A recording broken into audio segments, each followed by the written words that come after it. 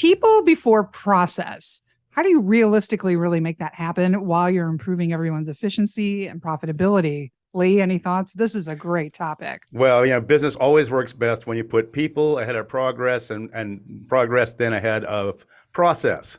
So, but it's always people first. And, the most successful businesses subscribe to that. And so we expect to hear some more about that today.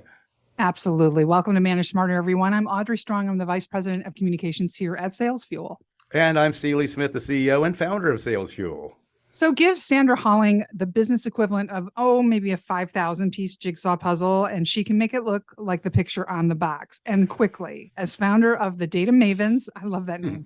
She's dedicated to helping entrepreneurs and executives design their workflow and systems that feel organized, have a peace of mind they provide, and prioritize what matters most to them. Sandra is an expert on platforms like Deltek, Vision, Notion, and ClickUp, but her real priority is helping you develop better work habits by achieving what she calls aligned productivity. That is to say, aligning your work with your values. And welcome, Sandra. And I can say I've worked for companies that don't put people before process, and it can be a pretty miserable place to be environmentally. Yeah, it really can, right? Thank you guys for having me. I'm excited to be here. All right. So do you work on the corners first? So when you put the jigsaw puzzle together? I totally do. Yeah, absolutely. I'm an edge person first. Okay, Totally. so the corners would be analogous to what in your business consulting? That's a great question. I love that question. So what I would consider the corners is like a business process mapping. So sitting down and saying, usually it starts with marketing, but it could start with delivery depending on the business. So what's your traffic strategy? How are you creating awareness? Where are people coming from? What's the onboarding and sales process? What's the nurture process? All of these things, mapping them out. My favorite tool for that is Miro. And getting really clear about literally what are the edges like, right? Because the other thing that can do is open up the door to more detailed conversations about SOPs or who's responsible for what and how those handoffs are being handled. And when you have the lay of the land, then you can start making more, detailed decisions or evaluations. So in terms of processes, though, like at what point when you're mapping that stuff out and people before processes, the line that we're talking about, does the process part become micromanaging? The reason I ask this, and Lee will know, I work for a hotel company that had processes down to down to when you put a pen on a pad of paper in a room, the pen goes this left to right at this 45 degree. I mean, come on. Yeah, well, and It's I too think much. in a hotel, my suspicion is that is as equal parts branding as it is process, right? So there's a nuance there that doesn't necessarily apply, like somebody who's running an online business where their pens go probably don't matter. But Right. in a hotel, it's that consistency down to the smell when you walk in the room or whatever, right? So I think that it really depends on the nature of the business. Yes. So the smaller you are, that's really going to make a difference. I think, and I work mostly with smaller businesses under a million and in gross, and they tend to like really need to, and this is where the people first thing comes. Hire people that they can fully hand off ownership to, right? There's a difference between delegating and like deciding, right? So delegating, it's like handing it out, but not handing over that decision piece, right? If you hand over the decision, then the person in that role can decide how it gets done. They get to decide the angle of the pen, so to speak. And those people fit into your organization in a different role than somebody who's there just to execute a process you've already decided about. Well, and what I see about that hotel and relating that to other businesses, that if you are in a business then that's known for their attention to detail, and that's part of the brand, is that you can pay attention to detail. I would think that your website then can't be sloppy. It can't have error messages and outdated links and everything like that. And the people that you want to hire need to be people that have a high attention to detail. Would that be right? Yeah, I would say absolutely. So one of the things I think about first in hiring is looking at where the values match. because you also don't want to hire mini me's. So it would be really easy for me to hire like a bunch of other super nerdy database people who are like great with, but it actually helps me for my right hand person to be a little bit more of a bigger picture thinker because she'll pull me out of the weeds sometimes, right? Hmm. So I think there's balance to be had depending on the role and the function and who that particular person interfaces with most and how those roles need to interact and balance each other out.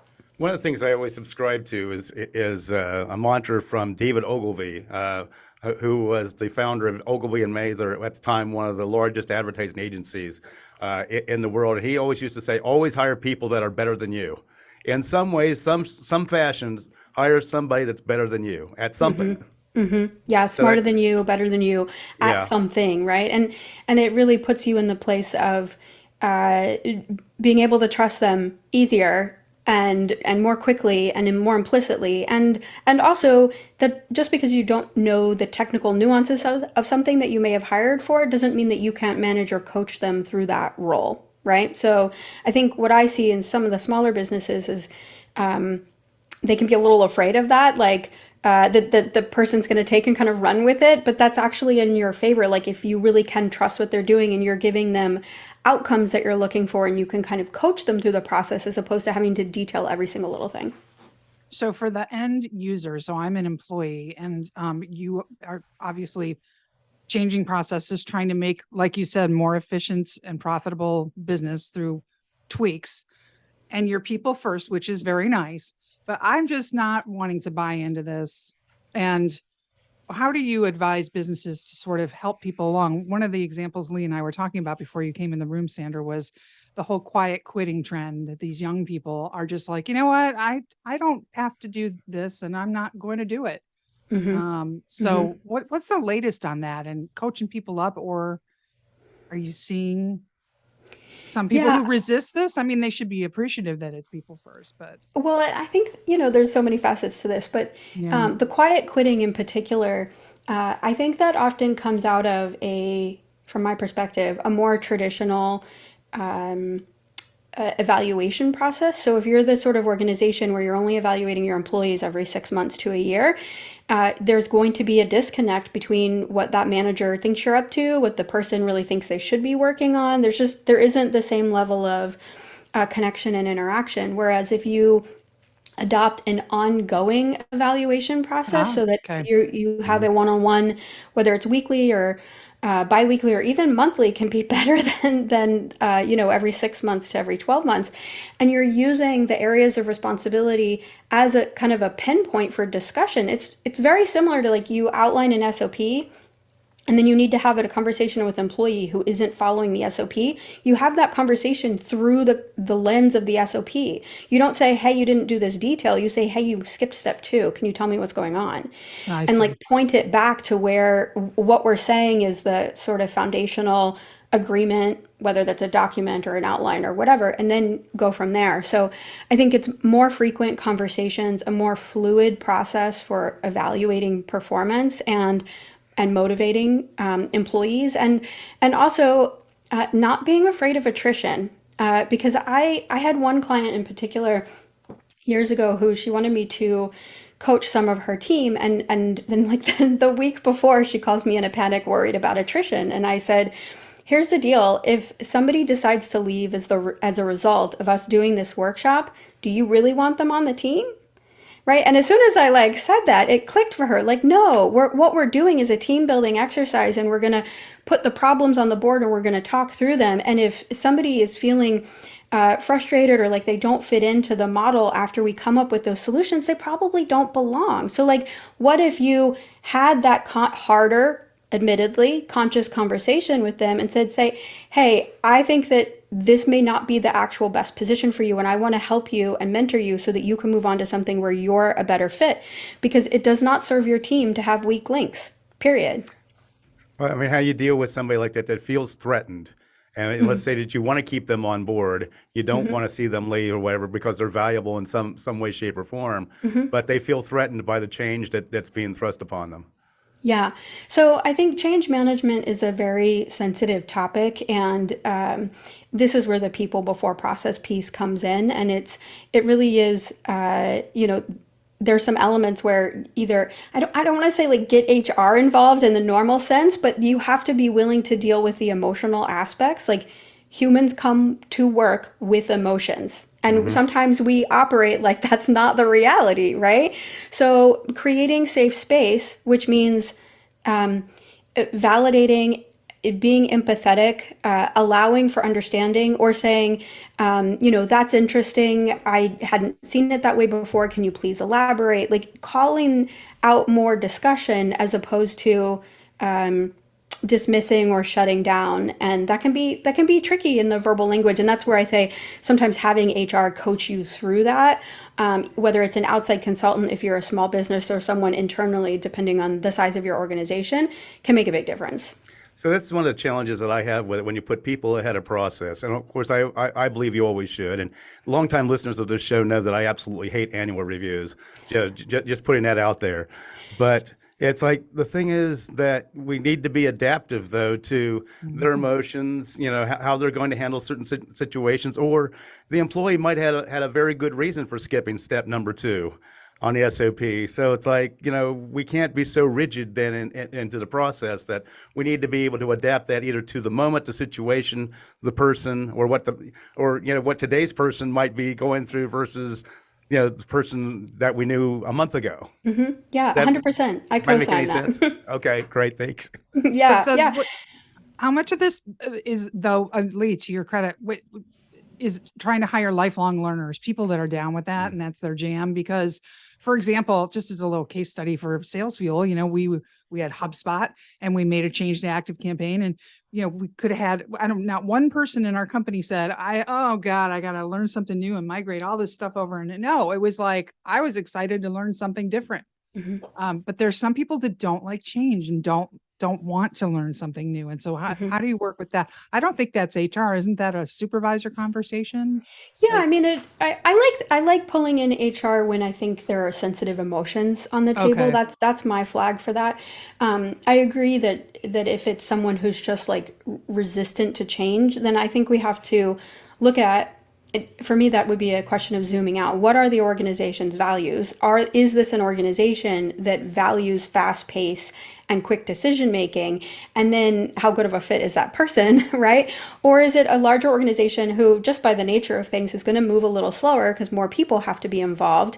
And then allowing space for that person to have maybe a little extra training or a little more time to adapt, or whatever the case may be. And then also being willing, and this is where I think you are heading, Audrey, is the line in the sand. As a supervisor does have to have that line in the sand of saying, okay, I get it. This is scary. You've been doing it this way for 10 years and now we're changing. And the empathy comes first. That is the people first.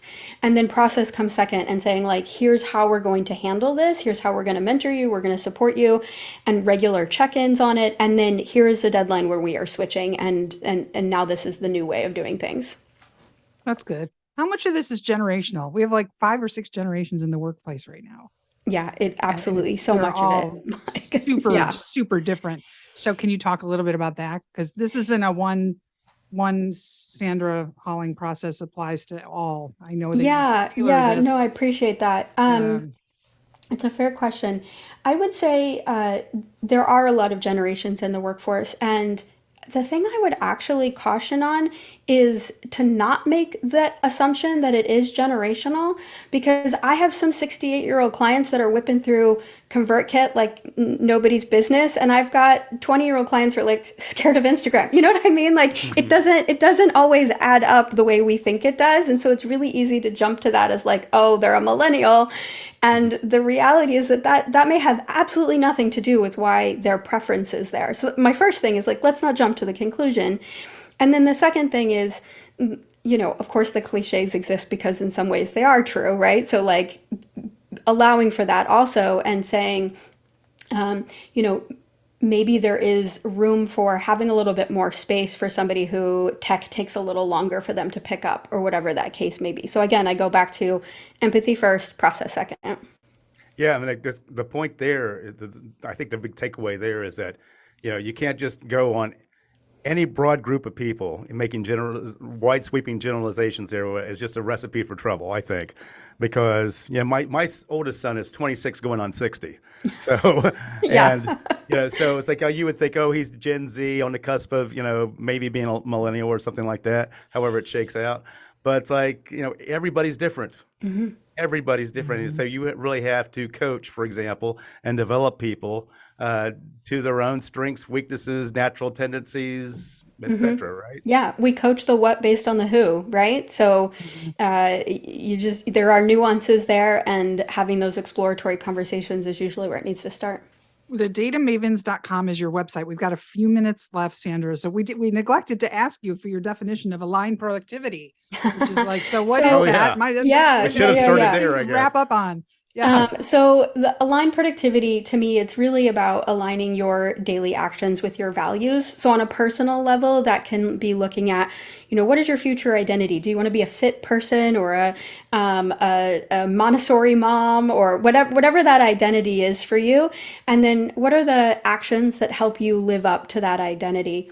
As a business, it may be that you highly value equality, and so you want to design a benefits plan that embodies equality. So that's what aligned productivity is, and it can look differently at a micro level versus a macro level. Interesting. Well, so you've got for your social media, everybody. It's not all under one name. Do you want me to go through Yeah, some of we these? were in the midst, I think, of switching brands when we booked the show. So I'll give updated information so people can find me a little more easier. Yeah, So go ahead. Rattle if it you're if you're an individual and you're interested in align productivity for yourself personally, I would go to my website feelmoreproductive.com. And that's where all the information on our community is. If you're interested in tech support or consulting, then you can find me at sandrafixmytech.com. Oh, I love that. But the datamavens.com, is that still No, that good? will Okay. redirect to Feel More Productive at this Feel point. more productive. Okay. I will make sure the show notes are current for everybody. Awesome. This has been great. I think it's a topic that's never ending, can always be improved upon in terms of execution. So Yeah, totally. It really is. And it's progress, not perfection, right? Like we're going to dive into putting the people first, and we're going to blunder because we are also people, and having self-compassion there is really important, and then trying it on for size again. well, thanks, Sandra, for being on the show. We appreciate it. This was Yeah. fascinating. It was great. Thank you so much for having me.